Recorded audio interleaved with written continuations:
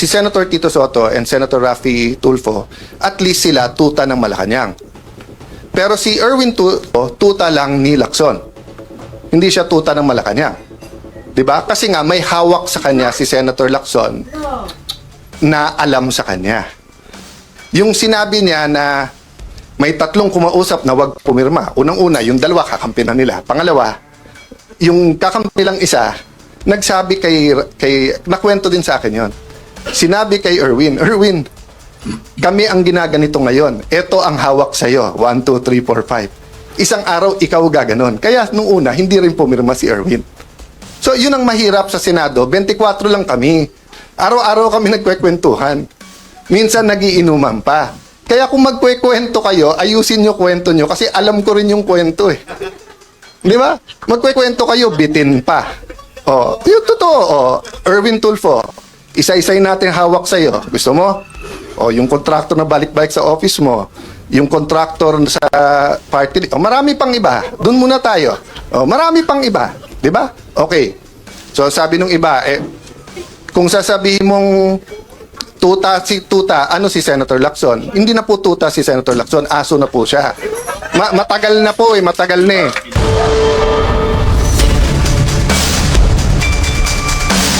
Are not your thoughts, my ways are not your ways. That is, to me, part of the many mysteries in the Bible. Diba? Parang, how do you have three gods in one? Diba? And so many things that we have to think about sa Bible. And there are biblical principles that are very clear. For example, what's right and wrong. Diba? Thou shalt not steal. So there's no gray area there. Diba? Oh. Having said that, in our daily lives, we keep trying to interpret what's happening, what's our job, what we do, etc. And I want to talk about that today. First, how do we interpret what is God's will? Second, we'd like to talk about revival, not revolution. And third, the difference between strategy and tactics. Okay? So, having said that, I'd like to thank every single one of you who is here today. I'd like to thank Pastor Gilbert. I'd like to thank Brother Jeremiah, Sister Chona. Napaka-importante that we understand God's will, not only for ourselves, for a community, for the nation. And understanding His will entails understanding His way and His thoughts, which is really difficult to understand. And then also, yung identity, di ba? Who we are. The best example I've heard so far, di ba, is yung papasok ng building, tapos ayaw papasukin kasi nakatsinelas, mukhang, let's say, mekaniko. So, let's say, galing sa garahe, marami pang grasa-grasa. So, paglapit ng security guard na ang tanong ka agad, saan ka pupunta, sino ka, di ba? And when he himself saw that everyone's in a barong and in a suit, ayaw siyang papasukin sa loob at siya mismo parang nahiya. But then when someone whispered to him, "Boss, building ng tatay mo to, ha?" Siya mismo umiba, di ba? Biglang, anong pakialam mo ngayon na may grasa pa ako dito at nakasando lang ako, nakatsinelas? Alam mo ba kaninong building to? Di ba? So that's a simple thing about identity. Many people think we're powerless, yet they believe that we're children of the living God. So I will go back and forth addressing myself to Christians who believe in the Christian faith and to all of us who are God-fearing, God-believing, regardless kung ano ang ating religion, di ba? So regardless kung ano ang ating religion, when we believe that we are made in His nature and in His image, when we believe that we are His ambassadors, when we believe that we are His children, even servant, diba? You can ask anyone na naging executive assistant ko. parating isang part of the first lesson yon na sinasabi ko sa kanila, and usually kasi yung nagiging executive assistant are the younger ones, no? I'm not talking about the senior ones or yung head executive assistant, yung mga nag-uumpisa, di ba? Kumbaga sa shooting natin, mga production assistant, di ba? Nakasama parate. Parati ko nililiwanag sa kanila. Uy, meron tayong deputy chief of staff. Uy, meron tayong head ng legal. May head tayo ng lead. Meron tayong chief of staff, di ba? So sa hierarchy, may chain of command tayo, susunod ka sa kanila. Pero, pag ako nag-utos sa'yo, you are fulfilling that duty based on my authority. Di ba? So, for example, sa mundong to, may mga bilyonaryo, may mga senador, may mga cabinet secretary.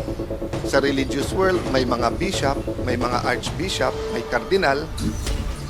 Pero pagka sinabi ni Alan, dun sa kanyang pinaka-junior na EA, ako nagsabi nito ha, o sabihin nyo ha, hindi 9 o'clock ang meeting natin today, 8 o'clock. Eh sinabi ng chief of staff, 9 o'clock. Sinabi ng chief ng ledge, 9:30. Sinabi ng chief ng legal, 10 o'clock. O, sino masusunod? In the normal chain of command, ang masusunod, yung pinakamataas na nagsabi. Eh, pinakamababa siya sa mga binanggit ko. Pero, tinatawid niya lang yung utos ko. So, ganun din po sa ating paniniwala na ang Diyos ay ang hari at ang Panginoon. No? He is King, He is Lord, He is God.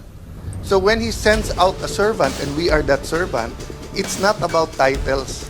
It's about sinusunod mo ba yung kanyang kalooban. So why did I talk and start talking about His ways and His thoughts? Okay.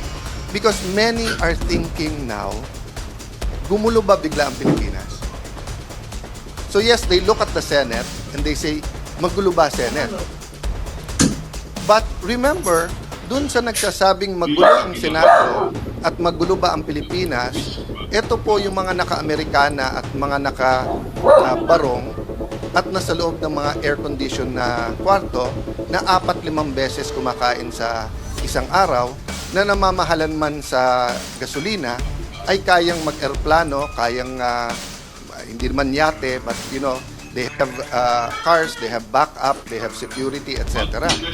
Sa ordinaryong Pilipino, hindi ba gulo yung hindi ka makakain ng 3 beses sa isang araw? Hindi ba gulo yung padadala mo sa ospital at wala kang pambayad, pauwiin ka? O worse, sa takot mo sa gastos, ni hindi mo sasabihin sa magulang mo o sa asawa mo, sa anak mo na may sakit ka. Kasi alam mo na kahit middle class ka, you are one hospitalization away from poverty. So rather than telling yung mga kamag-anak mo na baka may cancer ako, hindi mo na lang sasabihin. Bakit? Kasi mas gusto mo pang maayos buhay nila at makakain sila, walang tumigil sa pag-aaral, kaysa sa alagaang ka. This happens again and again. Diba? Whether you talk about farmers who cannot eat, what an irony, di ba? Sila ang farmers pero hindi sila makakain ng 3 beses sa isang araw, di ba? We produce a lot of things in the Philippines, but we export them. We cannot enjoy it here. They have to export it back to us, and malaki ang tubo doon. Then you look at the stock market, you look at I'm happy that all of these big companies have billions in profit. But when you look, for example, at your Meralco bill now, and you tell yourself, paano nangyari to? Mas mataas pa to, tumalon, kaso dun sa mga NBA stars sa final. And then you read na record-breaking ang tubo ng Meralco last year or next year, mababasa mo for this year. Again, it's good for a company to be profitable, di ba? But there are questions. What are the congressmen doing? What are the senators doing? What are the cabinet secretaries doing? The same thing, di ba? sabi nung isang businessman, huwag kayong mag-alala, hindi kami magsasamantala dun sa pagtaas ng presyo ng gasolina. But by the time he said that, the oil companies already made, what was the figure? 50 billion pesos in less than a month. Kasi daw, so maraming dahilan. So what's my point, no? My point is that at the very least, we all agree that magulo ang Pilipinas, kailangan ayusin. The question is, how do we approach? So for maybe 3 years, we've taken the corporate style. Di ba? Very gentleman, very ladylike, discussion, ledak, debate, etc. But siguro somewhere in 2025, yung impeachment kay Vice President Sara Duterte, yung pag-export sa ating dating Pangulo, and then yung revelation ng flood control, umiba. And everyone keeps saying na, hindi, balik na natin sa dati kasi nga, before the pandemic, Duterte tayo, okay naman tayo. Pag alis naman ni Duterte, okay naman tayo. Nung nag-eleksyon, okay naman tayo. Di ba? But, biggest question muna, do we want to cover up? Do we want to uncover? Okay? So let me go to the topic I told you, but I just wanted to give you the context. How do we know when it's God's will? So my initial answer was so simple. Diba? First of all, you go to His Word. Diba? So kung Muslim ka, tignan mo yung Quran. O, Christian ka, tignan mo yung Bible. Bakit? Hindi mo pwedeng sabihin God's will, tapos pag binasa mo yung libro, baliktad. Diba? So kung sasabihin kong, wala akong magagawa, ang ganda-ganda niya eh. Talagang we were meant to be. Oy, ba't kayo hindi magsama? Eh kasi may asawa na ako, may asawa na siya. Paano kayo naging meant to be? Tapos binasa mo yung Bible, do not covet another person's wife. Do not commit adultery. So, can I tell you anything that will justify that action? Can I tell you, pinag-pray ko 10 beses. Nag-fasting ako 40 days. Sabi ko, Lord, kung sino magdadala sa akin ng pagkain after 40 days, siya ang meant to be. Eh, hindi asawa ko nagdala. Siya nagdala ng pagkain. Oh. So, can that justify? It's against the word of God. Diba? So, sa akin, simple lang. Diba? Ang issue natin ngayon, thou shall not steal. Diba? Thou shall not have other gods before me. Money is a god. Power is a god. So, thou shall not bear false witnesses. Diba? So, kung sino talaga ang guilty sa flood control, dapat siya. So, but I was talking nga to Sister Irene at sabi niya, Alan, you have to also remember what God wants to do at a specific time. Diba? Sabi din sa Bible, there's a season for everything. There's a time and season. A time for birth, a time for death, a time for giving, a time for receiving. So tama nga naman, diba? So for example, no, if this was a meeting now of the Israelites during the time of the Pharaoh, and we're thinking of escaping, does God want slavery?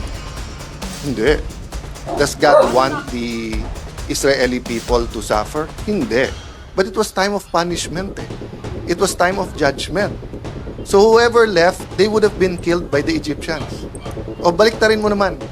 Pagdating ni Moses, it was time of liberation. It was times of miracle. It was time of forgiveness. God, their God, was showing daw, nandito ako, buhay ako. Wala kayong power, wala kayong sandata. Pero yung staff lang na hawak ni Moses at yung kapatid niya, tagasalita niya. What if baliktad? What if sabihin na, hindi, gusto ni Lord, safe tayo. Dito na lang muna tayo sa Egypt. Eh, kayo na lang natirang slave. Diba? So, as a nation, as a community, tayo, as individuals, family natin, we have to discern and ask God, Lord, anong season ba ngayon? Lord, ano bang gusto mong gawin? And 2 years ago, the last 2 years, several churches talked about revival. Revival. Sabi niya, there's a revival coming to our nation. What's a revival?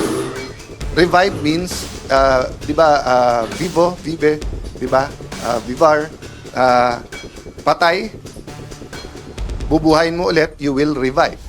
So a revival is a sweeping throughout the nation that gives back life when there was no life. But what is a clear element of revival?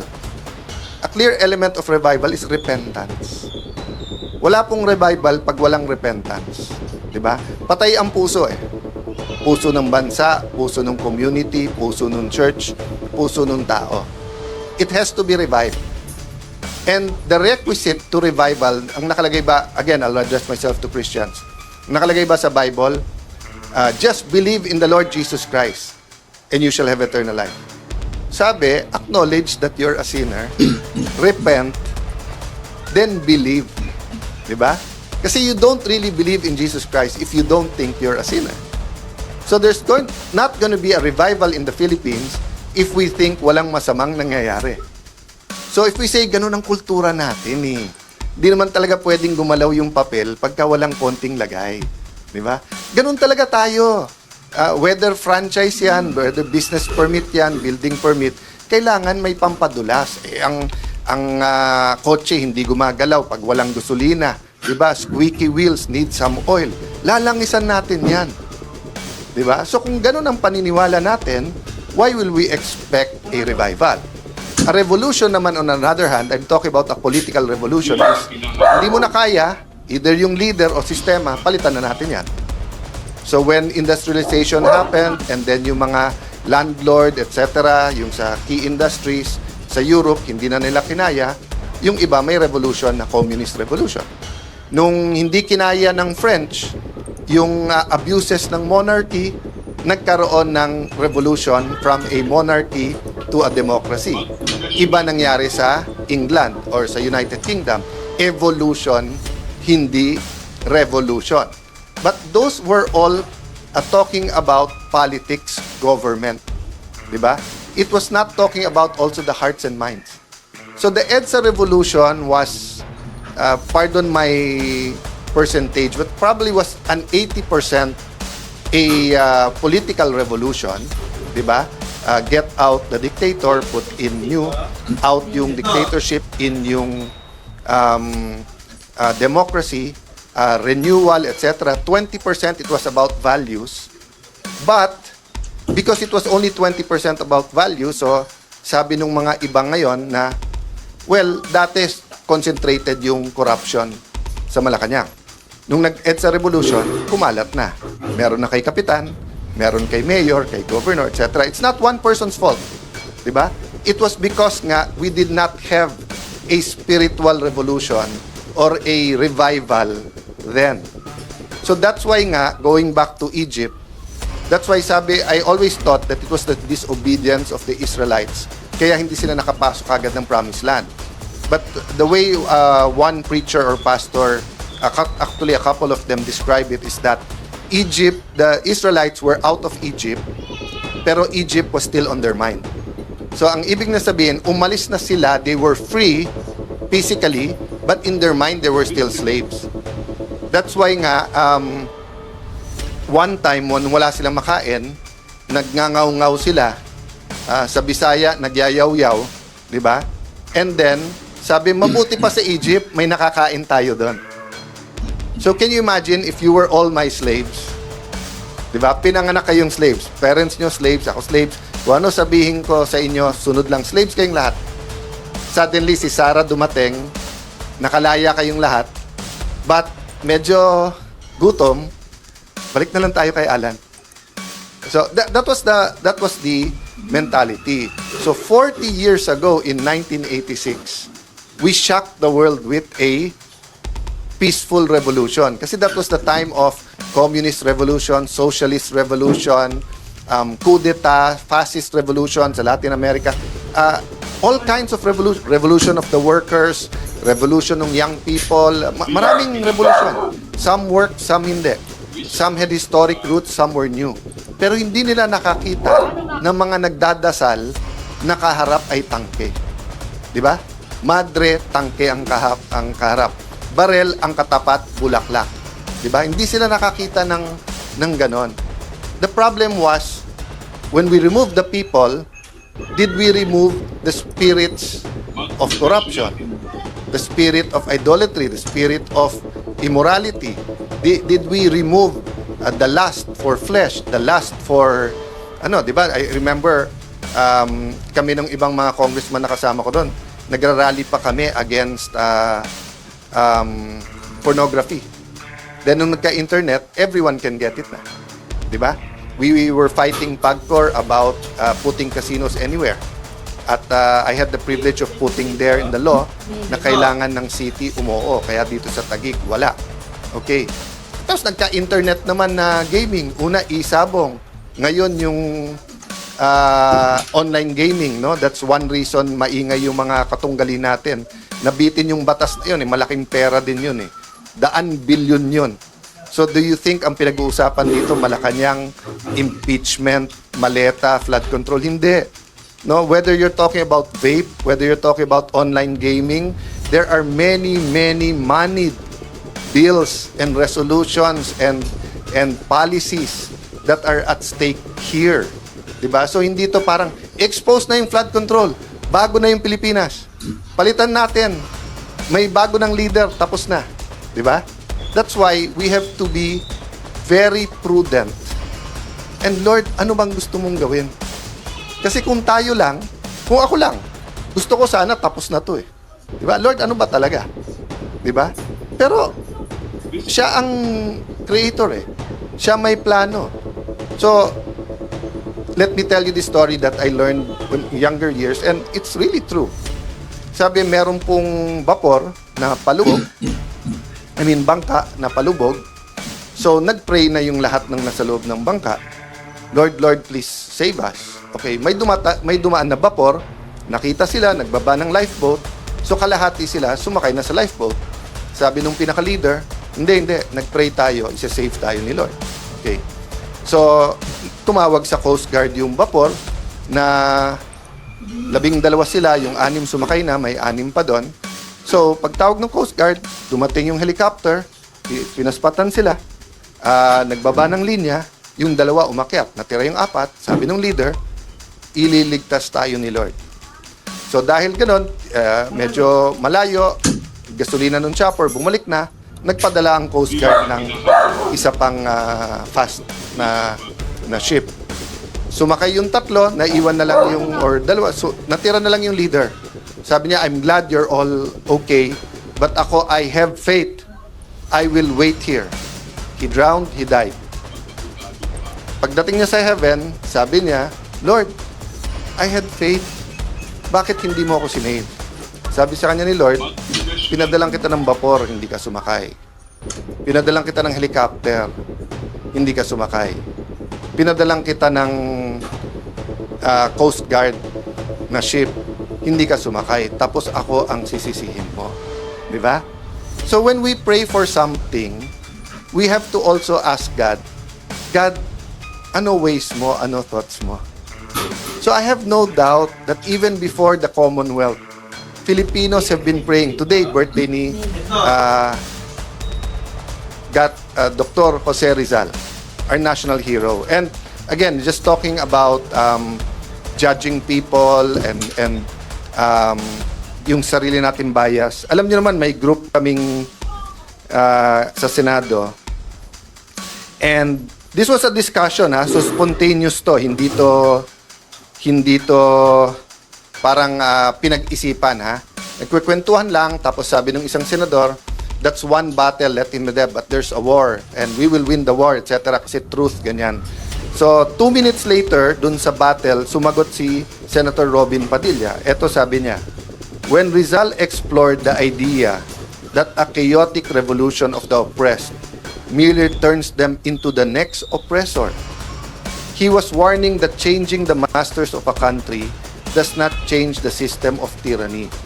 If a people are granted freedom before they are morally and intellectually ready to handle it, they will simply recreate the same corrupt, abusive cycles they overthrew. Okay? So, unless expert si Robin sa AI, but even then, kasi it was like 2-3 minutes, sumagot siya. So, 2 lessons sa akin doon. One is the content itself that we have to be ready. So kung ang trabaho natin ngayon is to ready people, 'di ba? Then so be it. Let's embrace kung ano ang trabaho natin kay Lord sa panahon ngayon. 'Di ba? You think I didn't want a different kind of leadership as Senate President? 'Di ba? When I first became a congressman, nangyari yung issue kay President Erap, then hello Garcia, etc. You think I didn't want a more normal, I wanted to be a builder rather than a disruptor. 'Di ba? I wanted just like in Taguig, 'di ba? Na nakita nyo na 20 years ago Taguig saan 'yon? 20, 30 years then suddenly ganito, 'di ba? That's what I enjoy. Right after this, meron meeting sa Lalani on urban farms. I wanna join that kasi I know there's gonna be a problem sa food and prices of food, and I think we can do something. Doon ako nag-e-enjoy sa ganon. Pero his ways is different. His thoughts is different. Di ba? Pero sabi niya sa akin, sir, hindi, dapat nagli-lead ka. Hindi natin call yon. Call ng Panginoon kung saan tayo lalagay at ano ang kailangan nating gawin. At hindi natin call kung helicopter, vapor ang ipadala sa atin. Di ba? Kaya nga, nung isipin niyo po, when everyone was rejoicing after May 11, nung nangyari tayo, everyone nakakampi, of course, saying Senate President ka na, making plans. Yung isang bishop, si Bishop Oriel, simple lang sinabi sa akin, Alan, two things ha. Number one, kahit mag-isa ka na lang natira. Sabi ko, hindi, Bishop, hindi ako nag-iisa. Hindi, sinasabi ko lang sa'yo, kahit mag-isa ka lang, tuloy mo yung laban ha. Kasi pag in-appoint ka ni Lord lumaban, huwag mong isipin kung sino mga kasama at hindi. Basta't lumabang ka. Okay. Sabi niya, pangalawa, hindi mo kailangan ng maraming kumbaga sa gera, what he meant is that kumbaga sa gera, you don't need an atomic bomb, you don't need tangke. Sabi niya, the way the Lord works is kung ano lang meron ka, yun lang ang hawak mo. Sabi ko, what do you mean? So sabi niya, oy, di ba si Moses? Sabi niya, Lord, I'm not worthy. Hindi ako makapagsalita ng mabuti. Kasi 40 years, kambing at saka tupa ang kausap niya. Di ba? Moses is well educated for his first 40 years of his life. Doon siya sa mga eskwelahan ng Pharaoh, ng royalty. And pinaka-modern na civilization ang Egypt noon. So he was very, very well educated. He could debate. Kaya nagseselos nga sa kanya yung half-brother ba niya yon or di ba? Step-brother, di ba, na magiging Pharaoh. But nung umalis siya sa Egypt, 40 years, halos wala siyang kausap kung hindi tupa at saka kambing. So nung tinawag siya ng Panginoon, so sabi niya, don't worry, kung hindi ka magsalita, kapatid mo si Aaron magsasalita para sa iyo. Kasi, but Lord, diba, they have armies, etc. Anong binigay sa kanya? Anong hawak mo? Anong hawak? Staff. Kasi, itawag mo. Oh. So ako, nung kausap ko siya, I have my Bible. O ngayon, sinong kamiting ko ngayon? Ano ko kayo? Pamilya ko kayo, pero staff. So si Moses binigyan ng staff, ako binigyan ng magaling na staff. Oh, diba? Oh. Pero unless if the staff na hawak ni Moses did not understand Moses, what would have the staff? Kung living thing yung staff, diba? That's why tayo nagmi-meeting today. Kasi nag-phase 2 yung laban natin. Kumbaga sa libro, first chapter, May 11, hanggang dun sa special session. Ngayon, chapter 2. Diba? So, wag niyong tignan yung tinitignan ng mundo. So, yung iba, nung si Alan, Senate President, kaya natin lumaban. Hindi po. Ngayon, mas maipapakita ng Panginoon ang laban sapagkat tinanggal na sa atin pati kapangyarihan. Actually, kahit naman nung nandun tayo, nasa kanila lahat ng kapangyarihan, lahat ng pera. Diba? Lahat ng bag, lahat ng maleta, lahat ng bag, pati libag, nasa kanila na. Oh, di ba? Oh, hindi, libag means dumi. Oh, anong hawak lang natin noon? Ang hawak lang natin noon ay katotohanan. Di ba? Okay. So, let me jump, no? So, two things. Number one, we cannot do anything that is unbiblical. So, ganun din, let's not do anything that is unconstitutional. Let's not be tempted that because they violated the rules, we violate the rules. Diba? So, meron rules na anyway, I won't go there, but you know what I'm saying. Just because sila ginawa nila yan. So, I was telling kanina sila, na anong dehado yamado ng Christian sa politika? in a sense, dehado tayo kasi bakit? So, all throughout my political life, for example, may nililigawan na leader. Yung hindi Christian, reregaluhan ng lalaki o ng babae, depende sa preference niya. Yung kabila, para ligawan. Susuhulan. Pagka nagdebate, kahit kasinungalingan, gagamitin. Ang Christian leader, hindi pwedeng magregalo ng tao. Ang Christian leader, hindi dapat manuhol. Ang Christian leader, hindi dapat magsabi ng hindi totoo. So, sasabihin nyo, paano kayo mananalo? Oh, because your strength is also your weakness is your strength. Because truth is your strength. And if you look in terms of battles, natatalo kayo minsan.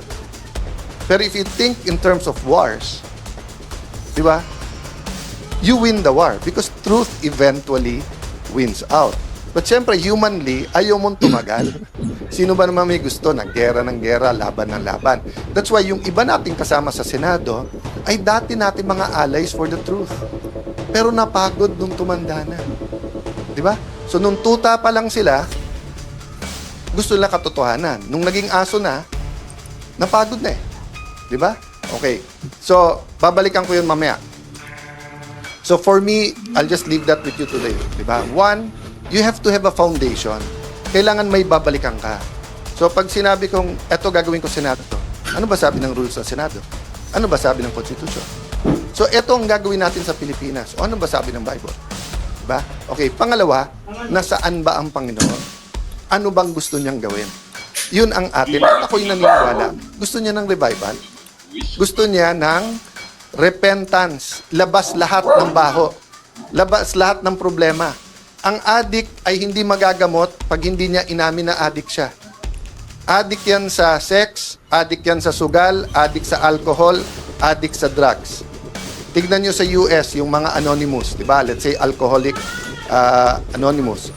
Ang umpisa mo, hi, I am Pedro de la Cruz. I am Juan de la Cruz. I'm Maria de la Cruz. And I am an addict. Why? Because pag hindi mo inamin, wala. Diba? So if we're gonna sweep under the rug, ano po ang sabi ng bagong chairman ng Blue Ribbon Committee? Sabi niya, narinig na naman natin yung 18 Marines eh. Paano nyo narinig? Hindi naman nagkaroon ng hearing. Diba? At sa, marami naman ibang iimbestigahan eh. Akala ko ba, trillion peso march? Kasi nga, ito yung trillion peso na corruption. Diba? Pero wag maghanda na lang tayo sa impeachment. Importante yung impeachment. Pero hindi pwedeng impeachment lang. Selective justice yun. Di ba? Okay. So, yun two things, di ba? We have to have a basis of what is truth. And secondly, we want to know where truth is going, where it's going. So, ang sabi ko sa inyo, pangalawa, revival not revolution. What's the difference dito? Yung political revolution, palitan mo lang yan, okay na. Sana kung si ganito maging presidente natin. Kung si ganito maging speaker natin. Kung si ganito maging Senate President. Kung si ganito lang maging mayor natin magbabago. Don't get me wrong, leadership matters. Leadership matters, di ba? When the blind leads the blind, alam mo nang madadapa ka or mahuhulog ka sa bangin, di ba? But having said that, it's leadership is complicated in a human because nakikiramdam ka rin sa followers mo eh. Diba? Kaya nga hirap yung mga reformers kasi to a certain degree, and this is a true story, kilala nyo to pero hindi ko na sasabihin sa inyo kung sino. Yung isang secretary na napakaselan ng hinahawakan niya dahil corruption nga, sinabi ko sa kanya, yung pangalan niya, there are 3 kinds of people following you now. Last year to. 3 kinds of people. First, yung gusto ng totally pagbabago, nasa departamento mo, tunay na yung bidding, wala nang corruption. Di ba? Lahat ng gawin ng departamento mo, ayos na. Okay. The second one, ayaw na ng ghost, pero baka naman pwede tayong bumalik sa 10-15%. Kasi kailangan natin yan. Di ba? Yung pangatlo, wag lang ako makulong, sila lang makulong, tapusin na natin to, balik na tayo sa dati. So sabi ko sa kanya, Secretary, ito problema. Yung tatlong nasa likod mo, pare-pareho pumapalakpak ngayon. So yung tatlong yan, nabobosesan mo, naririnig mo yung palakpak. Pero iba-iba gusto nun. Oh, ang pinakadelikado doon, pero pinaka-okay yung una. Na gusto niya, eto, chance natin. Nasa kalye mga tao. Lahat ng media kakampi ka. Lahat ng korte kakampi ka. Ombudsman at DOJ kakampi ka. Baguhin mo na lahat. Yun ang pinakamaganda. Pero sila ang pinakakonte. Di ba? Ang medyo mas marami, yung konting corruption, okay naman. Kaya lang nga, ang problema sa Pilipino, yung konting corruption, season lang yon. Lalaki din ulit yon. Di ba?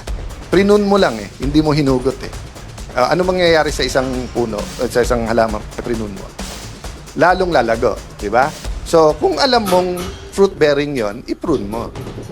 Pero kung alam mong weed yon, hilahin mo na. Kasi kung hindi, lalong lalaki yon. Di ba? So, yung revival starts with the repentance. Ilabas natin lahat. Di ba? That's why no one could believe that nung nalabanan yung apartheid, ang ginawa ni Nelson Mandela is, sandali, wag natin ikulong lahat. Mag-truth commission tayo, labas natin lahat, mag-sorry tayo sa isa. So I'm not proposing that now, ha? Baka naman ma-misinterpret. No? Ang point ko lang, you have to start with truth. You have to start with repentance. Then the reforms, the revival will come in. We have to deal with our political realities and political system.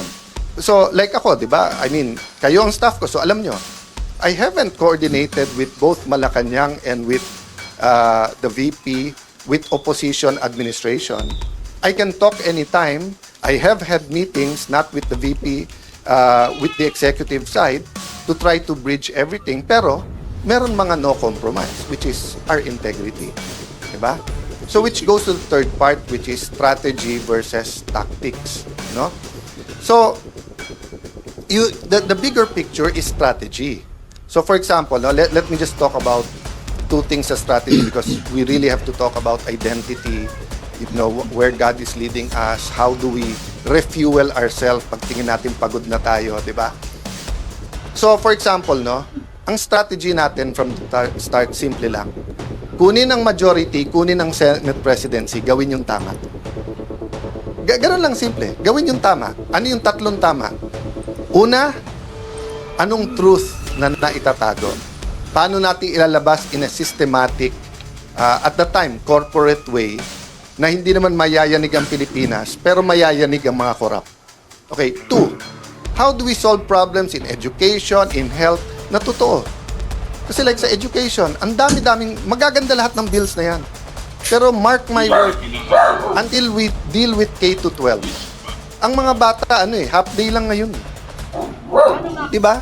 So pag hindi mo binawasan ng 1 or 2 years o hindi mo pinondohan, there's only two ways to solve Philippine education.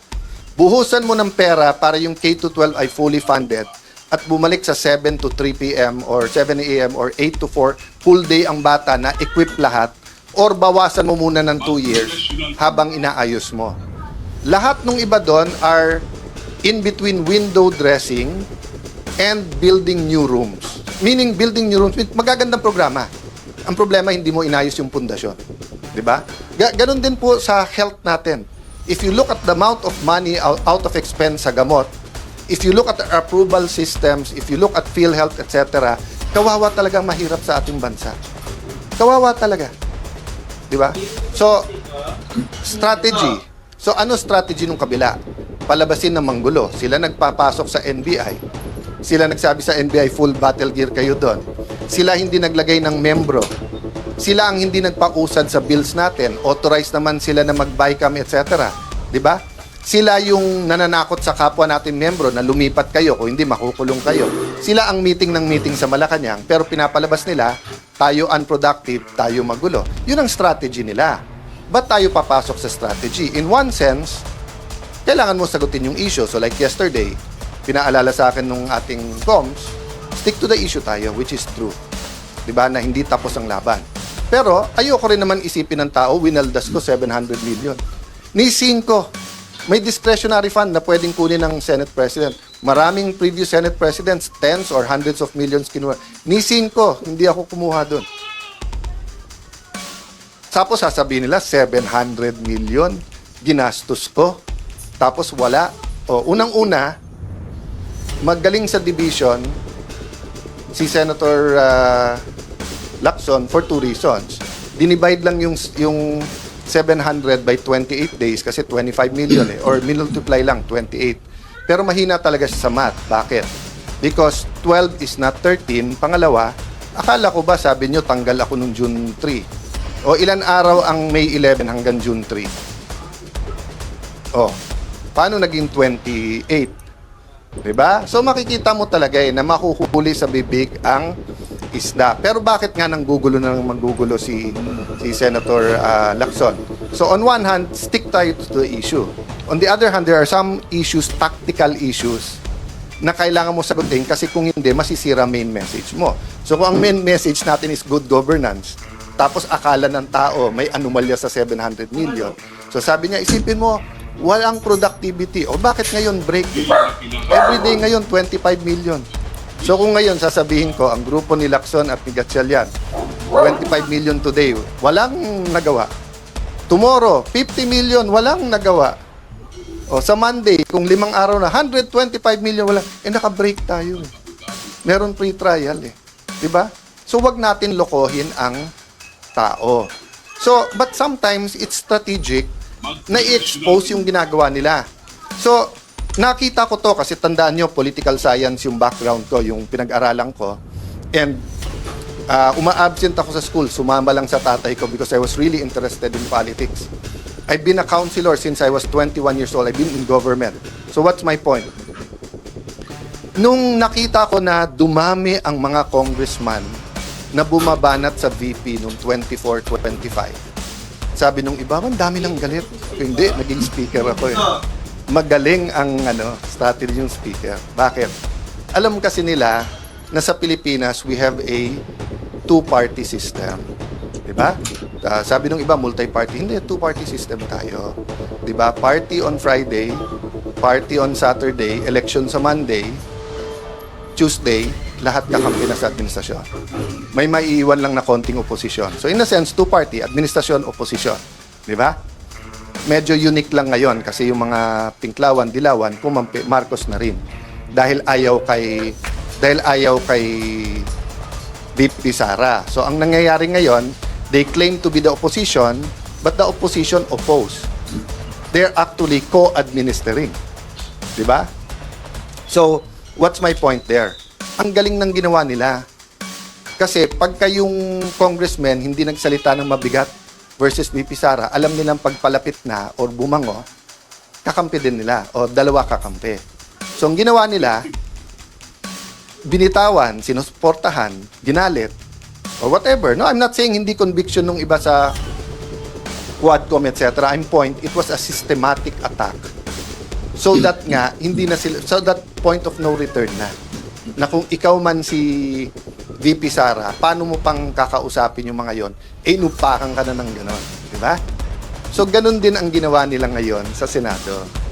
Pag upo ko, tumitingin din sila kasi katulad, alam niyo naman si 14, di ba?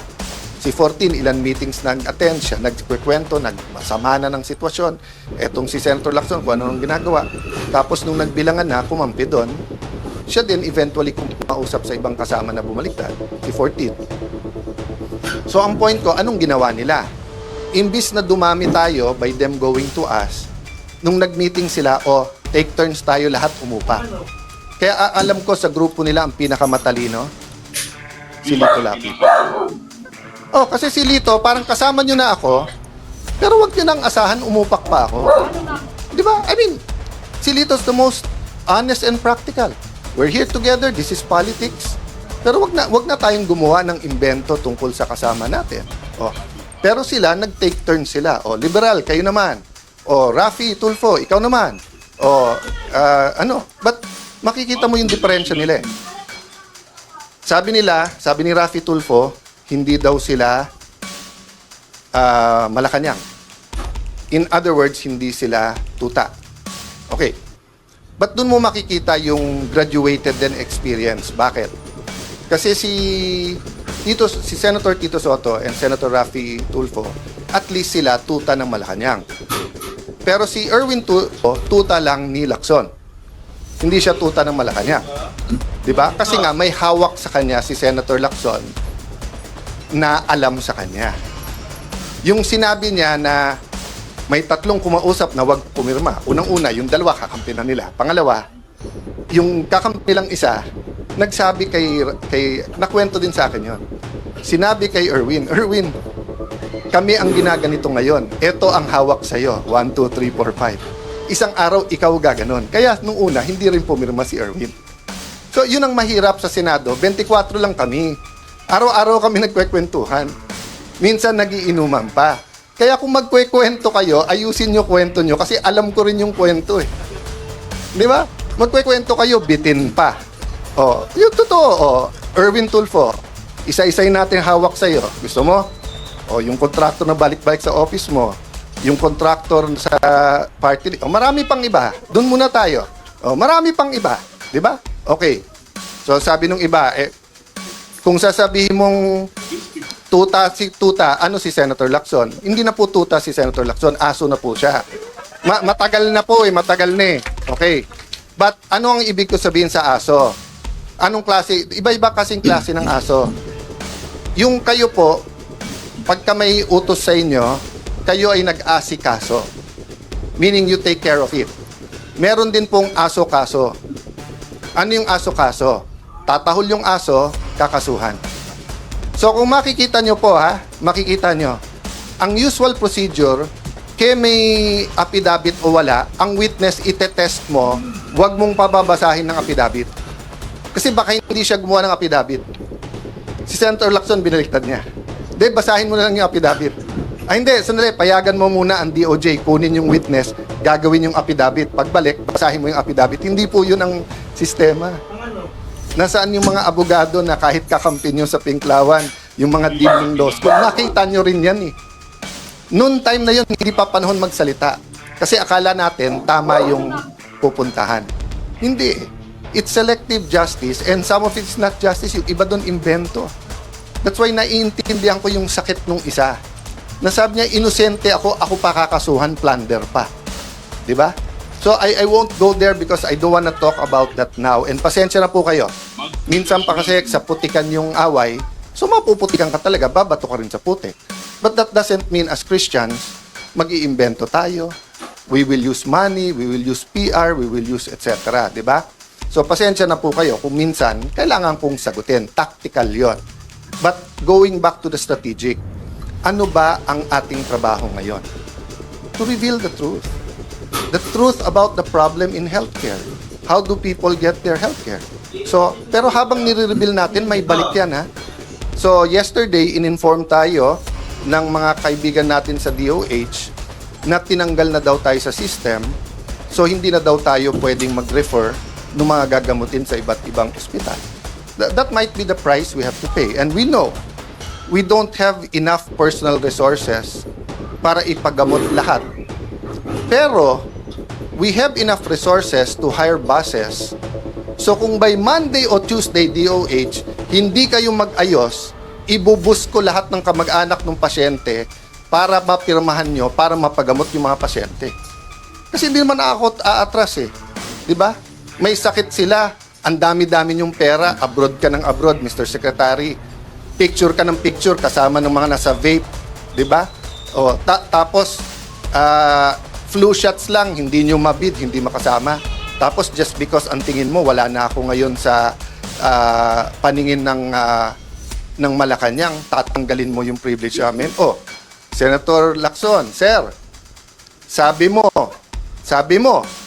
hindi pwedeng gamitin ang AIX, hindi pwedeng gamitin ang tupad, hindi pwedeng gamitin ang MAIP sa politika, at hindi dapat nag-iipitan. Oh, sir, nagsusumbong ako sa iyo. Kung hindi ako magsumbong sa iyo, magsusumbong ako sa Tulfo. Oh. Pero, hindi kay Erwin at hindi kay Rafi. Doon ako kay Ben magsusumbong kasi si Ben walang kontrata sa gobyerno eh. 'Di ba? Walang tinatago eh, walang ano, 'di ba? I'm not close to Mon Tulfo. I'm one of his punching bags even during the time of Duterte time. Pero si Mon wala rin kontrata sa gobyerno sa pag-alam ko. So I respect him. Even if he's not in favor of what I'm doing, kahit tinitira niya ako. I also respect Ben, nakikita-kita ko, di ba? Pero si Erwin at si Rafi, paano ko re-respetuhin ko? Paano ko re-respetuhin? Eh, di ba? alam ko kung sino kayo, anong ginagawa nyo, alam ko kung anong hawak sa inyo. Tapos aaraw-arawin nyo ako sa media. Magdebate tayo, sabihin nyo yung topic, yung debate ng katotohanan, debate ng flood control, debate ng contractor, di ba? Huwag tayo magdebate ng kung ano-anong gusto nyong topic na nililihis nyo lang sa mga nangyayari. So again, mga kasama, tama yung narinig nyo, inuumpisahan na kami. Actually, to be fair ha, for a long time, Senator Amy and Senator Bongo, pinagtatanggalan din ng mga pondo.